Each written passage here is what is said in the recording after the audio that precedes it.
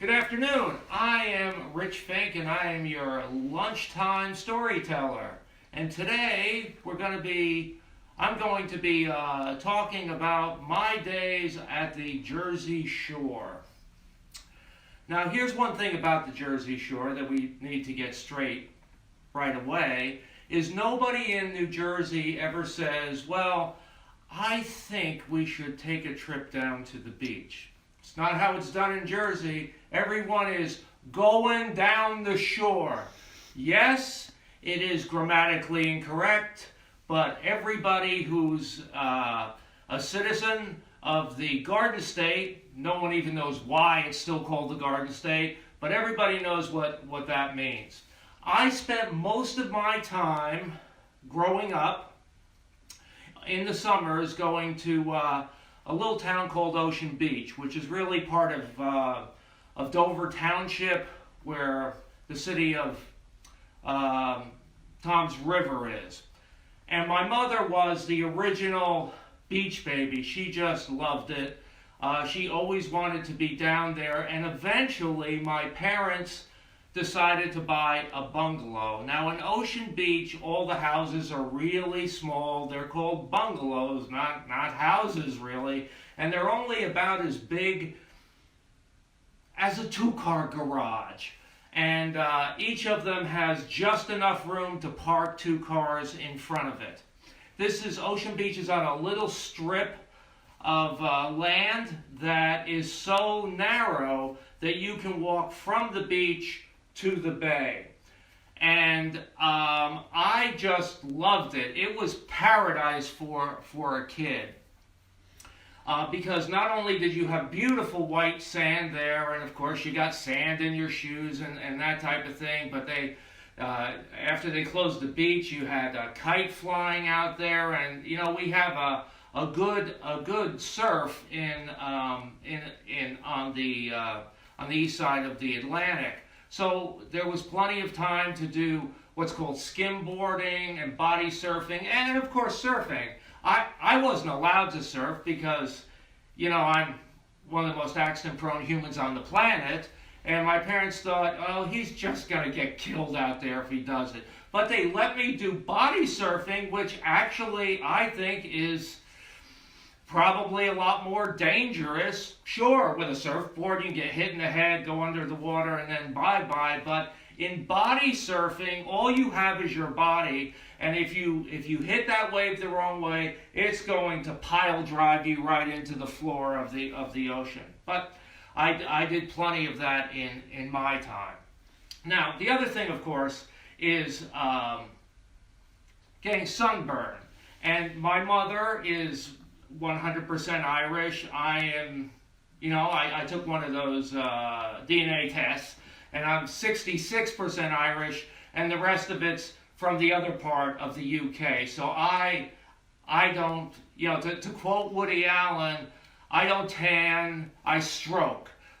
So everybody at that time who was as white as I am in color would try to find ways to get tan while they were up there, which was not anything that we have now. They were using baby oil.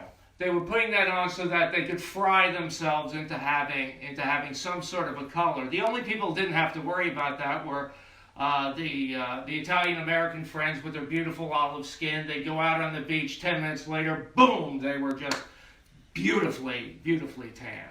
So it was a great time for that, and I just loved, like I said, I loved it because besides the beach and all those wonderful activities, on either side of Ocean Beach, about 4 or 5 miles in each direction, there were boardwalks, and boardwalks. They had one at Point Pleasant, and they had another one at Seaside Heights. And on these boardwalks, you had, great food, well, great well, not healthy, but really tasty food with ice creams and pieces of pizza this big around. And then you had all these games you could play there, so that you could win a stuffed animal. And that never really happened because all the games were rigged. And then you had these what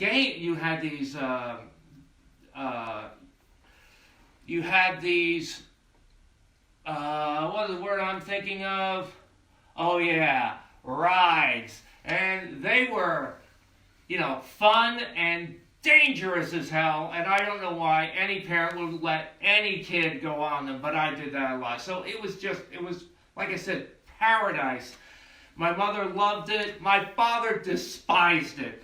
And I never understood why he did. Why? I mean, it was just gorgeous and wonderful, and I made friends there and everything else, but he didn't like it at all. And really, I found out later, a story from my mother, and my dad, when I was very small, like a little kid, took me out to the ocean, and it was low tide and everything, and he was out there in the water playing with me, and I had a life vest on me, and of course it wasn't made well or something, because Dad had me right, within an arm's length of me, and I was in the water, and he looked up the beach and turned around, and I was upside down in the water with my feet up in the air, because the life vest was really a death vest, because it instantly filled with water and flipped me over. And then he got me out of the water, and he got back to the bungalow, and I didn't want to go near the ocean. I did not want to go near the ocean at all. And my mother said to him, "Hal, you're not even going back to work until you fix him." And so that's what Dad had to do. He had to spend all day going back and forth and trying to get Richie not to be so freaked out about the water. So that's one thing, but that's not the major thing. The major thing was this. Fixing the bungalow, maintaining it was a job, was a huge job. Now, let me just give you a little history about the bungalow to begin with, because my parents eventually, it used to be up to this point that they would rent, taking me when I was very small. But as I got older, they found a bungalow that they wanted to buy. And this bungalow was just garbage, is what it was. You would go, it was horrible on the inside and the outside. On the inside, and I kid you not, there were no walls. It was all studs. 2x4s all the way around. The floor looked to be, I don't know, a really dark brown, but after my dad cleaned it, it was light colored, the linoleum on the floor. The water heater was rusted out and everything. It was just terrible, the whole thing. But it did have one important feature, and that was, it was cheap. And so Dad decided, okay, I can do something with this, because he had already built our house about 50 miles up in central northern New Jersey. So he figured he could do this. And building our house took 5 years, but it only took a couple of months for Dad to start getting this together. And that was a good thing, because not just to entertain me and Mom, you had to have that house ready for tenants. Now these houses, like I said, are 2-car garages. That's between 600 square feet and 620 square feet. And the only way to get the house and pay for it was to rent it weekly to the tenants. And the season started typically at Memorial Day and then went down to Labor Day. Here's why Dad hated this job so much, is because when you rent to weekly tenants, they don't care what they do to the place. They can break stuff that you thought couldn't be done by people who were just going in and out and taking showers and this type of thing. It's just amazing. And the reason I know it is, my parents got older, and then they expected me to be taking care of the bungalow, and it was just flat out amazing. All the bungalows have little tiny bedrooms, and they also have fold-out couches, couches, so that they can rent to a bigger group of people and charge more for the rent. So we got a brand new couch, fold-out bed, and the first season that we had it, there was a major steel rod running through this, solid steel rod running through this pull-out bed, and they broke the steel. I to this day don't know how they did that. But here's why Dad also hated it, is because it really even wasn't close to a vacation. And I ended up being the same way. I would take Leanne and the kids, and we would drive to the bungalow. Kids would get all settled. Leanne would be unpacking the car, and then I would start my walk. What did they break? What did they break? What did they break? And they always broke at least 3 things. And so I would be spending the first 3 days fixing stuff before I could even think about going down and taking a swim. So in that sense, it was a nightmare. Now, like I said earlier, Ocean Beach is part of a bigger township, and it is run by Toms River, the city Toms River.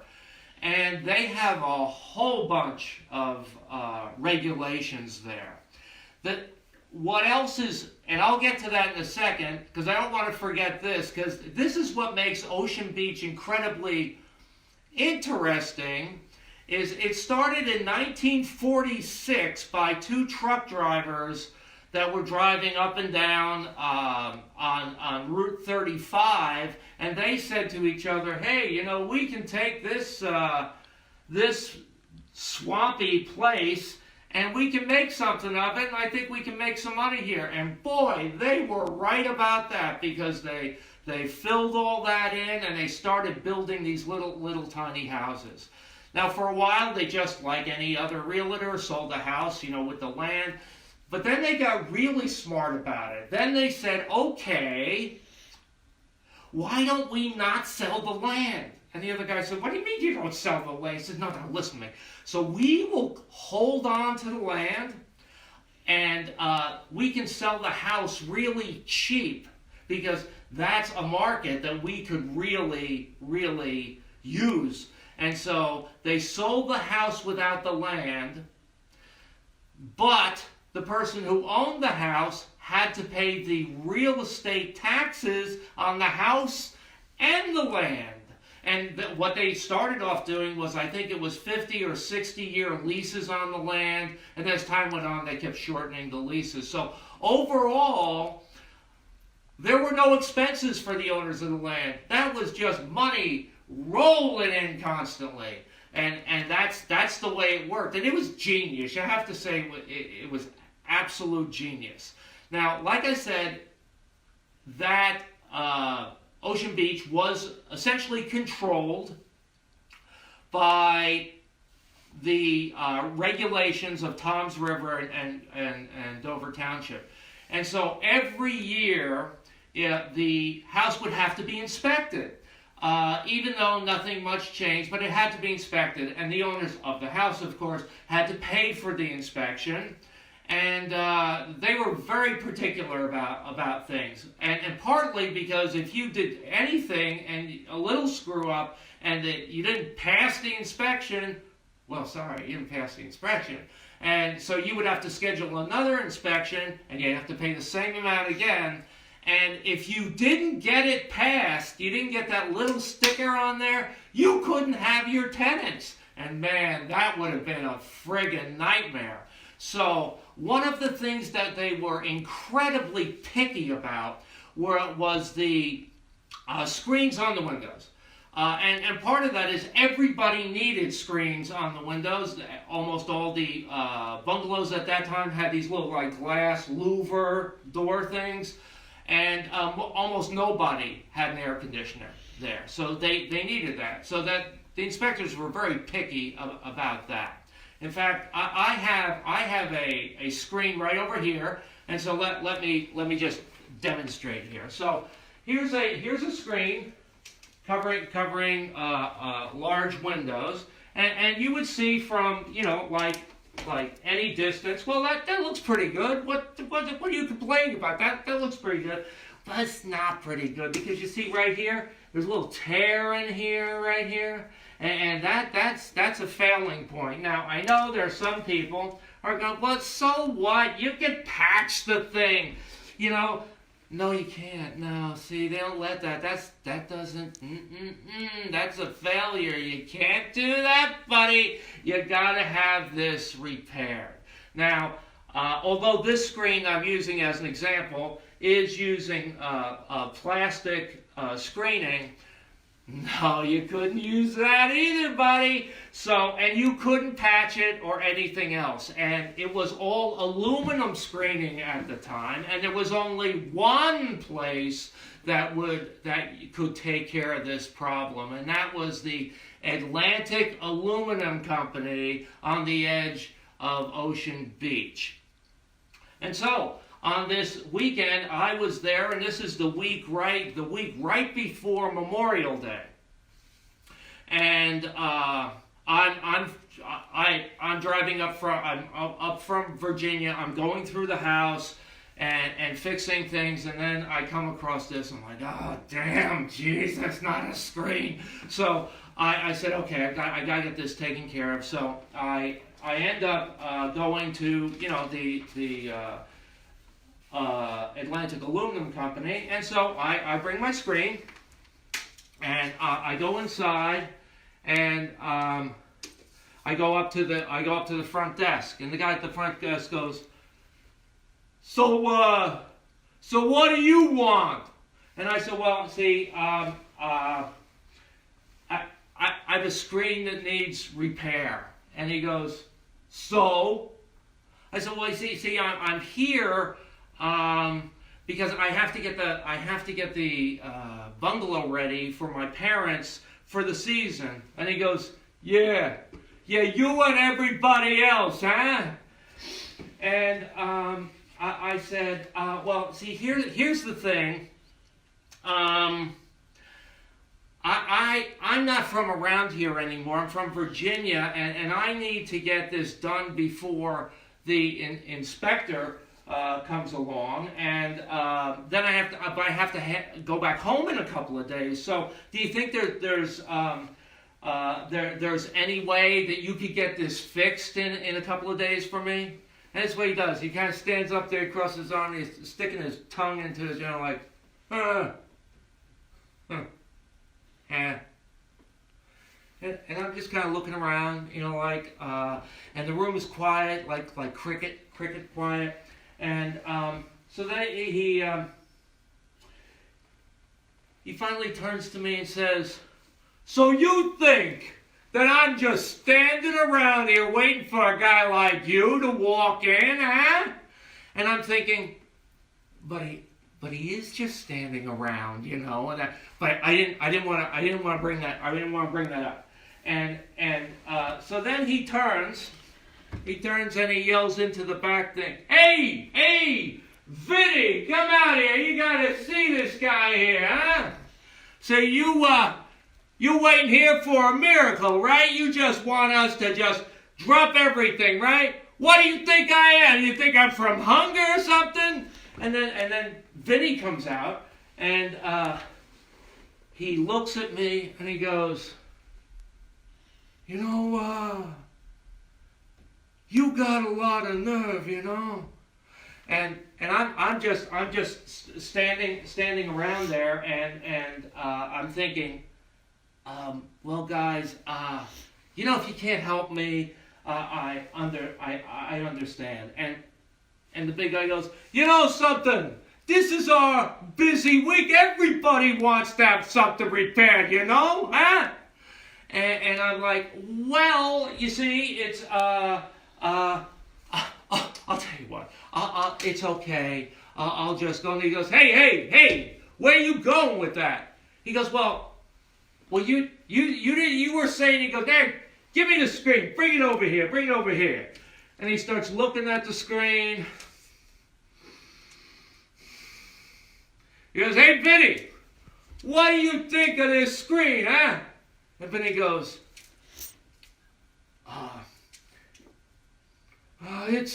it's a piece of crap, Sal. And Sal goes, it's a piece of crap. Look at this. The frame is loose and everything. You gotta have a full screen here. Am I right? Vinny? And Vinny goes, yeah, it's a piece of crap. You gotta have a whole screen, a whole new one. I'm like, look, guys, look, that's absolutely okay with me. Is there any way that you can get this done for me by Tuesday before the inspector? And Sal, the big guy, goes, are you gonna start with me again, huh? And I'm like, no, it's okay. Let's just, I have to leave. I have to go back home in a couple of days. He goes, oh, okay, yeah, I'm glad you said that, because now you gotta pay in advance. And so that's what I had to do. I had to pay in advance, and then I had to make a bunch of phone calls trying to find somebody. And thank God I got through to my friend Liz, because she's a sweetheart, and she was a lifesaver in this situation, because I had to move the inspecting date and all that stuff. So it all got done under the wire. And that's the way things are. Well, that's the way they were in Jersey, and you're probably thinking, oh, people aren't like that anymore. No, they're worse. And so if you think, is this really, what customer service could be like? Yeah, it is. And if you think, but, couldn't you get better service somewhere else? And all I got to tell you is what we say in Jersey. Forget about it! And that's it, ladies and gentlemen. That's today's story, and I'm really happy that you logged in to see it here. Thank you very much, and please stay safe and healthy, and hopefully we'll all get through this crisis together. Thank you very much.